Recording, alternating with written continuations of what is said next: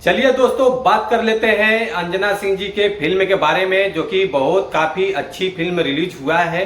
तो आज हम इसी फिल्म के बारे में आप लोगों से बातें करने वाले हैं इस वीडियो में। तो वीडियो को लास्ट तक देखते रहे, और जो लोग भोजपुरी बुढ़ हंगामा चैनल को अभी तक सब्सक्राइब नहीं किए हैं वो लोग सब्सक्राइब कर लीजिए। चलिए वीडियो को शुरू करते हैं।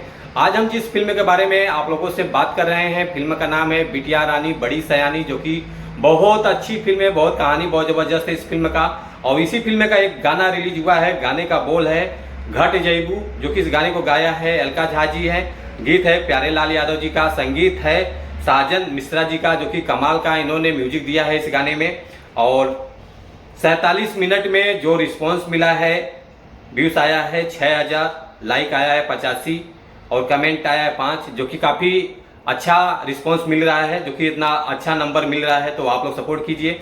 और फिल्म बहुत ज़बरदस्त है, तो आप लोग ऐसे फिल्मों को देखने के लिए सपोर्ट करते रहिए। Thank you so much. ये गाना आप लोगों को देखने को मिलेगा बी4U भोजपुरी चैनल के माध्यम से।